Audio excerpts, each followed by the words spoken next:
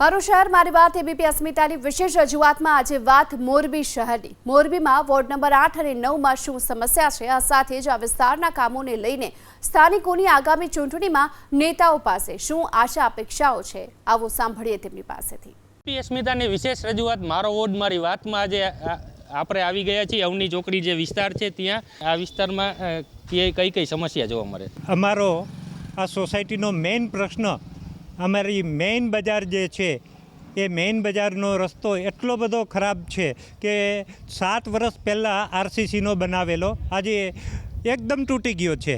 તો આ જોઈને એટલું બધું મને એમ થાય છે કે આવા રોડ તો આના અંદર અધિકારી અને પદાધિકારી બેય સામેલ હશે, બેય અને કોઈનામાં રાષ્ટ્રભાવના જ નથી। રાષ્ટ્રભાવના હોય તો આવા રોડ બની જ ન શકે। અને તો હું તો અહીંયા સુધી કહું છું કે એસઆઈટી નિયમો નાના રોડ માટે અને એ એસઆઈટી નિયમી અને તરત જ ફાઇન કરી નાખવાનું કે આ રોડ માની લો કે 10 લાખનો હતો તો 5 લાખનો ફાઇન, એમાં અધિકારી અને પદાધિકારી બેને 50% અને હયાત ન ભરે તો તરત સાબરમતી। આવા કડક જ્યાં સુધી પગલાં નહીં લેવાય ત્યાં સુધી આવા જ રોડ થશે અને અમે કેવી હાલાકી ભોગવી છીએ અમને ખબર। તમે શું કહેશો, અન્ય કઈ સમસ્યાઓ છે ને જેના લીધે નાગરિકોને તકલીફ પડે? અમારા વિસ્તારમાં હું છેલ્લા 10 વર્ષથી રહું છું। અમારા વિસ્તારમાં વરસાદ થાય ત્યારે પાણી બહુ ભરાય છે અને અવની ચોકડી પાસે એટલો ટ્રાફિક થાય છે કે દરરોજ અમારે ઝઘડો કરવો પડે અને આ ઉપર કેટલી વખત નગરપાલિકામાં અથવા પોલીસમાં બધે અમે રજૂઆત કરી ને પોલીસમાં એમ કહે છે કે અમારામાં આવતું નથી, નગરપાલિકા કે અમારામાં નથી આવતું। આ અમારે જવું ક્યાં? પાકિસ્તાનમાં જવું કે પછી અફઘાનિસ્તાનમાં? બરાબર। અને આ જે ટ્રાફિકનો પ્રશ્ન છે પણ લાઇટ માટે હું અવારનવાર રજૂઆત કરું પણ લાઇટ કાંઈ ટાઈમસર થતી નથી। જ્યારથી નગરપાલિકા આવી ત્યારથી કંઈક સફાઈનો પ્રશ્ન સારો છે પણ અંદર તો આવતી જ નથી, બારે રોડ ઉપર સફાઈ કરે છે અને કચરો લેવા માટે ટાઈમ ટુ ટાઈમ આવે છે। નગરપાલિકા મહાનગરપાલિકા થયા પછી થોડુંક કામ સારું થયું છે એટલે બાકી આની પહેલાં તો જો નગરપાલિકામાં તો કહેવાતું જ નહીં, બધી ચોર કંપની હતી અને કહેવા જતા તો એમ કહેતા તમારું ક્યાં અહીંયા મતદાન હતું, જો મતદાન હોય તો મને બતાવો તો અમે તમારું રોડનું કામ કરી। આવા અમને કોર્પોરેટરે જવાબ દીધેલા છે।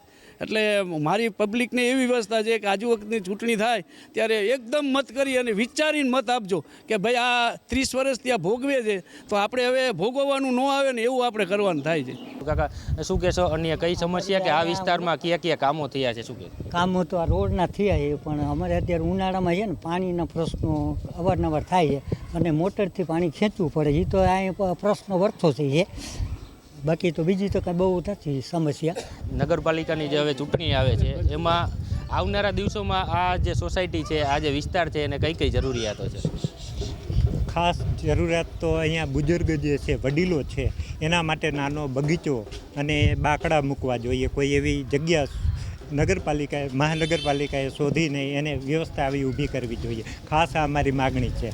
અને ગમે ત્યાં ન જરૂર હોય ત્યાં સ્પીડ બ્રેકરો ઊભા કરે છે એટલે એ સ્પીડ બ્રેકરો જ્યાં ત્યાં ગમે ત્યાં શેરી નાકે ફ્લેટ પાસે ઊભા થાય છે તો એ ન હોવા જોઈએ। ચોમાસામાં આ વિસ્તારમાં ઘણી વખત પાણી ભરાવાની સમસ્યા જોવા મળતી હોય છે, પાણીથી આ વિસ્તાર તરબોળ થઈ જતો હોય છે। શા માટે આવી તકલીફ પડે છે એ સમયે નાગરિકોને કેટલું હેરાન થવું પડે? ચોમાસામાં વરસાદમાં પાણી ઉપરથી જે આડેધડ પાર્કિંગ કે અથવા ફ્લેટો બની ગયા છે એટલે પાણીનો કોઈ નિકાલની વ્યવસ્થા નથી। હવે ગયા વર્ષે કર્યું પણ ગયા વર્ષે એટલો વરસાદ નથી એટલે ખબર નથી અવની ચોકડી રોડ ઉપર બનાવી છે પાઇપલાઇનની, પણ હું તો છેલ્લા 7 વર્ષથી આવ્યો ત્યાં લગી આટલા ખેડામાળા પાણીમાં અમે અહીંથી નીકળેલા છે। પાણીની ચોમાસાની વ્યવસ્થા છે જ નહીં પાણી નિકાલની, એટલે જ્યાં નાકા બંધ થઈ ગયા છે અથવા અવની રોડવાળામાં ફૂટપાથ બનાવવો છે એ બનાવ્યો નથી, રોડમાં જે દબાણ છે એ દૂર કરી અને પબ્લિકને હાલવાની આને સુવિધા આપે એ સારું છે। આ બાબતે આપણે રજૂઆત કેવું કંઈ કર્યું છે કે કઈ બાબતમાં મેં અનેક વખત રજૂઆત કરી। આ વિસ્તારમાં મારા સિવાય કોઈની રજૂઆત હશે નહીં એટલું ટ્રાફિકની, પાણીની બધી સુવિધા હું કમિશનર સાહેબ પાસે 2 વખત રૂબરૂ મળ્યો કે ભાઈ આ શાકભાજીની લારી ઘટાડો અને અહીંયા ટ્રાફિક ઓછો કરો શાંતિથી એમ। હવે શું જરૂરિયાત આ વિસ્તારમાં કે હવે આવનારા દિવસોમાં આ જે જરૂરિયાત આપણી પૂરી થાય તો વધારે સુવિધા ને વધારે શાંતિથી નાગરિકો રહી શકે? આ વિસ્તારમાં જ્યાં સગવડતા થાય એમ હોય તો વૃદ્ધો માટે બેસવા માટે બાકડા અને બાળકોને રમવા માટે બગીચો અને જે બાકી રોડ રહી ગયા છે એ રોડ નગરપાલિકા તાત્કાલિક કરે એવી અમારી માંગણી છે।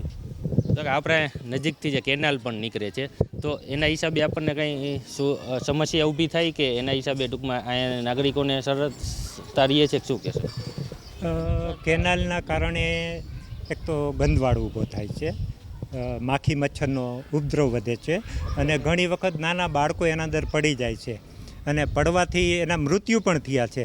તો એક જાગૃત નાગરિક તરીકે મારી ખાસ વિનંતી છે સરકારમાં અને મહાનગરપાલિકા અને ઇરિગેશન પાસે કે આ કેનાલ એ બંધ કરી એટલે કે પાઇપલાઇન નાખી અને એનો અહીંયાથી એ વ્યવસ્થા કરવી જોઈએ કે ખુલ્લી કેનાલ છે એની જગ્યાએ પાઇપલાઇન હોવી જોઈએ, જેથી કરીને નાના બાળકો ઘણા બધા મરી ગયા છે. તો એ ન થવું. થોડાક દિવસ પહેલાં એક સાંડ પડી ગયો હતો, તો એ પણ એક જીવ છે, માન બચાવ્યો બધા ભેગા થઈને.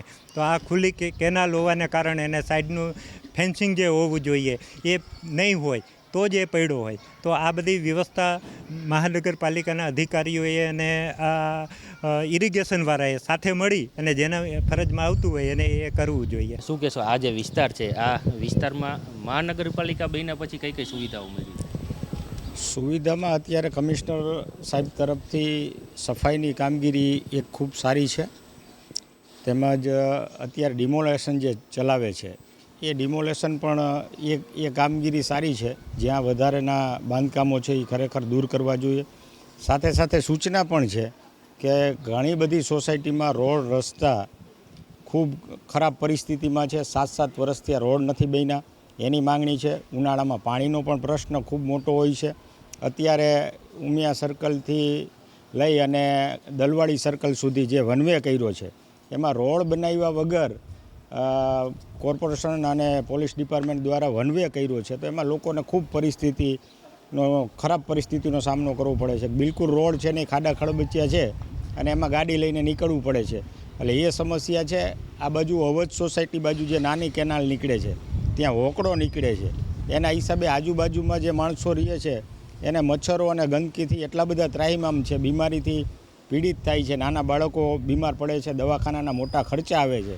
તો એ પણ કોર્પોરેશને ખાસ ધ્યાન રાખી અને ત્યાં ઇમરજન્સી એ લોકોએ દવા છંટકાવ કરવો જોઈએ અને એ ગંદા પાણીનો નિકાલ તાત્કાલિક કોર્પોરેશને કરવો જોઈએ. આવી બધી ઘણી સમસ્યાઓ છે. સાથે ખાસ અત્યારે જે સફાઈની કામગીરી છે રોડ ઉપર થાય છે, પણ અંદરની સોસાયટીઓમાં સફાઈ કામદારો હજી સુધી આવતા નથી. ખાલી રોડ ઉપર બતાવી અને લોકોને સફાઈની લોલીપોપ આપે છે. એની જગ્યાએ સોસાયટીઓમાં પણ નાના મોટા કચરાઓ ગંદકીઓ જે છે એ સાફ કરવી જોઈએ. સાથે અત્યારે ખૂબ મચ્છરનો ઉપદ્રવ છે, તો આ લોકોએ DDT પાવડર અથવા જે ગન આવે છે ધુવાણાવાળી મચ્છરો મારવા માટેની, એ મોરબીમાં અત્યારે તાત્કાલિક જરૂરિયાત છે કે ખૂબ મચ્છરોનો ઉપદ્રવ છે. તો એ મોરબી કમિશનર દ્વારા મહાનગરપાલિકા દ્વારા ઇમરજન્સી પગલાં લેવાય એવી અમારી વિનંતી છે.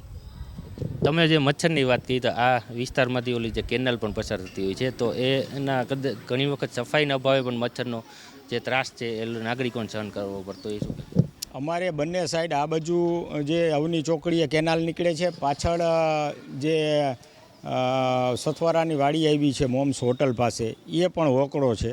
ત્યાં પણ એટલો મચ્છરનો ઉપદ્રવ છે અને અહીંયા ખુલ્લી કેનાલ છે એટલે ત્યાં પણ મચ્છરનો ઉપદ્રવ છે. અને એ ખુલ્લી કેનાલ તો ખરેખર લોકોના, નાના બાળકોના જીવ ઘણીવાર જોખમમાં છે. ઘણા બાળકો, ઘણા માણસો, ઘણા પશુ એમાં પડીને મરી પણ ગયા છે. તો એનો નિકાલ તાત્કાલિક કોર્પોરેશને કરવો જોઈએ એવી અમારી માંગણી છે.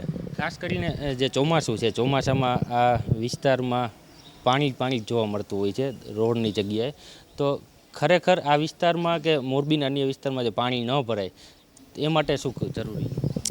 પાણીની તો વાત જ જવા દો. અમારે અહીંયા લોકોએ વિડીયો ઉતારી અને ગયા ચોમાસામાં અવની રોડને અવની નદી નામ આપી દીધું હતું. એવી હાલત, એવી પોઝિશન અહીંયા પાણીનો નિકાલ માટેની છે.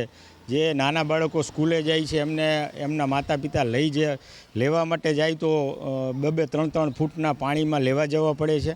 એવી ખૂબ મોટી સમસ્યા છે. એનો નિકાલ પાછળના હોકળા માટે થઈ અને એમાં પાણીને ડાયવર્ટ કરી અને ત્યાં ભૂંગળા નાખી અને પાણીનો નિકાલ તાત્કાલિક કરવો જોઈએ. હવે 2-3 મહિના પછી પાછું ચોમાસું આવે છે એટલે દર વર્ષની જેમ પાછી સમસ્યા એને ઊભી રહેવાની છે.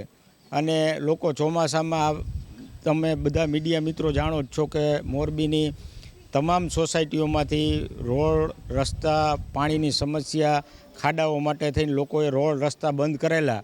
એટલે એ તો બહુ મોટી વિકટ સમસ્યા છે, એટલે એનો નિકાલ તો તાત્કાલિક કરવો જોઈએ.